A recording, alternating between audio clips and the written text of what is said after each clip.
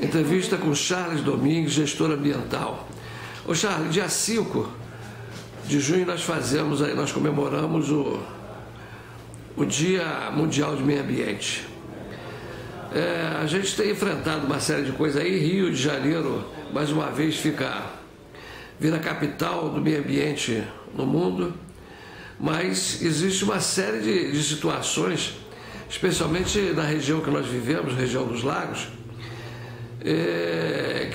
que as pessoas precisam se adequar, né, para estar inserida no contexto do meio ambiente. Como é que você vê a situação da região dos lagos, especialmente de Cabo Frio? Bom, César, a situação, primeiro a gente precisa entender o porquê que existe Semana do Meio Ambiente, né?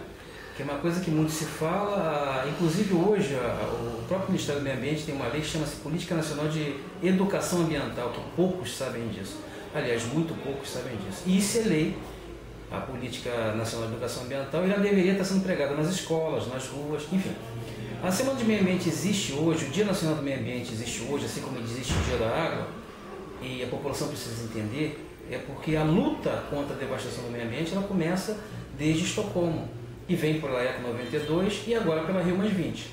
Então a Semana do Meio Ambiente, o Dia do Meio Ambiente, Dia Internacional da Água, todas essas datas, elas existem para se lembrar que há necessidade de se preservar o meio. Para quê?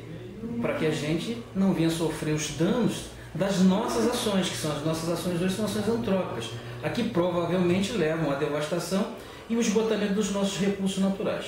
Com relação a Cabo Frio e a sua pergunta em si, o que acontece hoje é que muito pouca gente, me parece, eu estou há 2 anos na cidade, observo que muito pouca gente conhece realmente na prática a necessidade e o porquê de se preservar o meio ambiente. Porque a gente imagina o meio ambiente como árvore, como plantas, como o verde, galhos, e não é só isso. O meio ambiente, tanto é a fauna e a flora, somos nós, é um todo. Isso aqui agora pode ser considerado um grande ecossistema onde nós estamos aqui fazendo a entrevista. Por isso a necessidade de preservação, por isso a necessidade de preservação com relação a algumas atitudes. Como, por exemplo, Cabo Frio, por exemplo, concedeu, não só Cabo Frio como o INEA também, o Instituto de Meio Ambiente do Estado, concedeu licença para a instalação, a construção de um shopping na área de preservação, sobre o manguezal e sobre um sambaqui. Como é que você vê essa questão? Você não acha que isso aí é uma falta de entendimento governamental nessa questão? Eu considero esse licenciamento ambiental do Shopping Parque Lagos, que é interessante a gente de antemão falar que é um belo projeto, porém eu posso ter uma geladeira incrível e entregar essa geladeira maravilhosa de última linha para minha esposa e falar, meu bem, quando eu abrir a porta, falar, tem um presente para você, e ela encontra no quarto dela uma geladeira. Ela vai falar, poxa, o lugar de geladeira não é no quarto, é na copa, é na cozinha. É a mesma coisa o Shopping Center. É um projeto fabuloso, estupendo, maravilhoso, mas não para ali. Por quê? Se existem leis, e a gente precisa entender que as leis não foram feitas para a gente ficar interpretando, senão cada um vai interpretar de uma maneira. Elas foram feitas para ser seguidas. Não sou advogado, mas existe uma cadeira que nós estudamos chamada Direito Ambiental. E nela estão todas as leis de meio ambiente. Quando você vai fazer um estabelecimento, vai construir, tem intenção de construir um estabelecimento daquela magnitude, ou de qualquer magnitude que requer licenciamento ambiental, o teu primeiro caminho é o órgão ambiental municipal. Quando você vai ao órgão ambiental municipal, que é a Secretaria de Meio Ambiente, o município tem que avaliar o zoneamento, a lei de zoneamento, a lei orgânica. E a lei de zoneamento, por incrível que pareça, César, diz para a gente o seguinte, isso está na licença ambiental. A lei de zoneamento diz que aquele é zoneamento residencial 2 e zoneamento especial 3. Por que eu estou falando isso? Para resumir a nossa entrevista. Porque essas duas leis de zoneamento, elas dizem para a gente o seguinte, zoneamento residencial, o nome está dizendo, residência. Logo, eu não posso construir um shopping daquele tamanho. Zoneamento especial, por quê? Área de manguezal, beira de rio, naquele caso lagoa, mata nativa. Então não poderia jamais o município ter startado esse processo de licenciamento. Quando você fala de Estado, só para complementar, o município, num dado momento, ele passa o licenciamento para o Estado porque a obra de magnitude tal que mesmo ele tendo autonomia para licenciar em função do CISNAMA, em função do corredor, que é o Sistema Nacional de Meio Ambiente, o Ministério do Meio Ambiente, o IBAMA e o CONAMA, que são as leis, ele repassa para o Estado. Então o Estado só deu sequência a uma série de equívocos que foi startada pelo município. Mas você não acha que é contraditório, por exemplo? Você está sobre a égide assim, de um pseudo benefício empregatício na cidade, e que na verdade acaba sendo aquela voraz necessidade do empreendedor, do capitalista, né? A instalação de um shopping que naturalmente vai trazer prejuízos, muitos prejuízos para o entorno ali do pessoal das Palmeiras e de outros bairros, devido ao fluxo de tráfego, de gente. Você não acha que é contraditório, por exemplo, se conceder uma licença com tanta facilidade para um empreendimento desse e ter uma dificuldade muito grande você, do órgão ambiental, seja municipal ou estadual, conceder a licença ambiental para a extração de água das cavas da Tosana, que vai beneficiar 60 mil pessoas? Isso aí é uma queda de braço, né? Costumo dizer que isso é uma luta de boxe, né? A guerra pelo Eldorado, que é o desenvolvimento ecossustentável, que nós podemos colocar aspas, né? Porque o que você falou agora é muito interessante. Como o homem, qual é o grande símbolo do homem a nível de desenvolvimento, né, com o desenvolvimento industrial? Você chegava e olhava e todas as indústrias, todas as empresas tinham uma chaminézinha como seu símbolo de desenvolvimento, símbolo de conquistas, símbolo de capitalismo, e ali aquela chaminézinha soltando uma fumaça significava o quê? Ali tinha uma grande indústria. Se você voltar um pouquinho no passado, você vai ver que geralmente as indústrias tinham isso. Hoje colocam mico-leão dourado, hoje colocam folhas de árvore, botam verde, por quê? Porque eles trocaram o desenvolvimento predatório, que é isso que você acabou de colocar, eu vou desenvolver e não importa o que vai acontecer, por um desenvolvimento que deveria ser um desenvolvimento sustentável, que isso também é lei. Isso também é lei. Isso está na Política Nacional de Meio Ambiente, que é o desenvolvimento onde você adquire o que você tem de recursos naturais, porém prevendo impactos e deixando com que os mesmos fiquem para a geração futura. E isso está na Carta de Meio Ambiente da ECO 92, isso não sou eu que estou dizendo.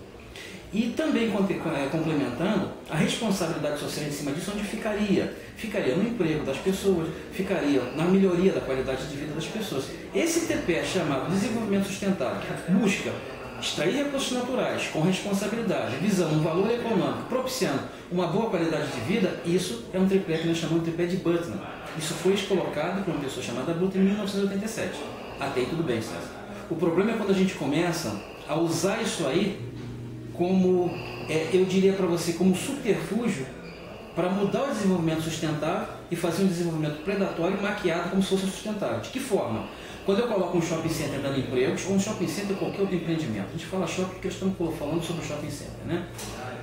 Colocando o empreendimento como um grande empregador e esquecendo os recursos naturais. Então o que vai acontecer? Quando a população de Cabo Frio recebeu esse shopping center, a gente vai chegar lá na água, né?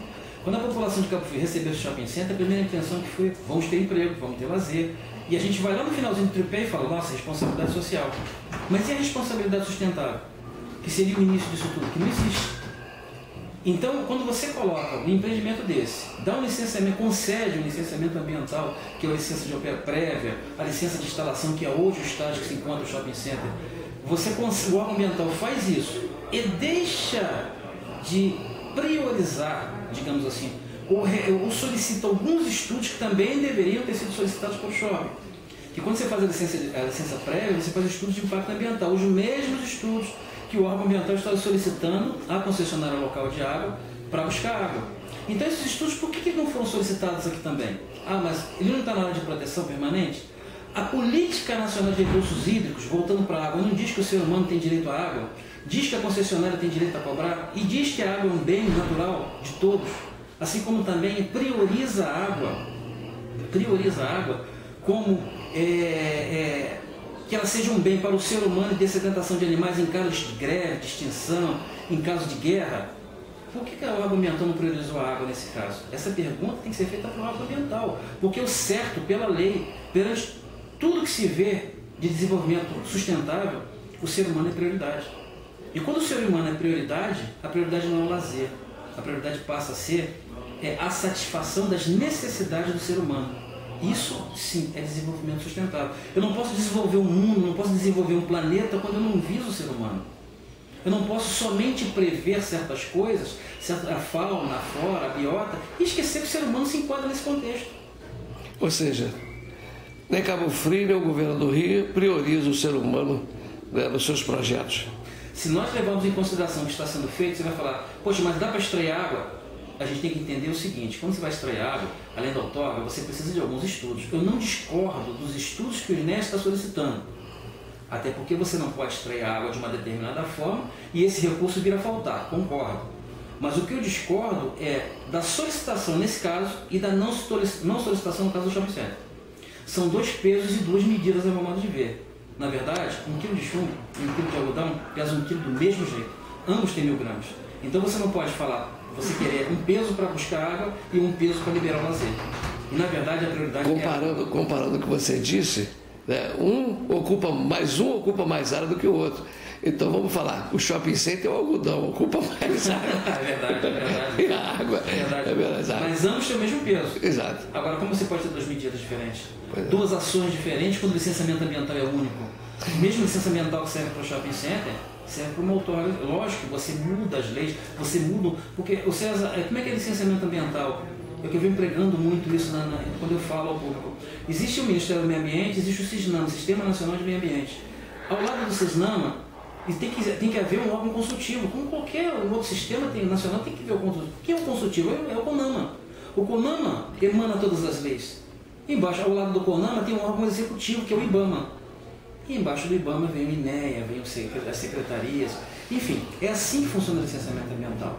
Para ficar bem claro. Então, quando a gente fala de responsabilidade, no caso do shopping center inicial, município. Depois passou o problema para o INEA, que é o órgão estadual, que continua administrando o problema. E por fim, lá quando a gente chega no licenciamento para extração de água, ali é somente INEA. Que hoje, na minha opinião, deveriam pôr ela com um pouquinho mais de carinho com relação à água, já que ela é uma prioridade amparada por lei. Ou seja, nós estamos fritos em Cabo Frio. Não, nós estamos secos, sem água.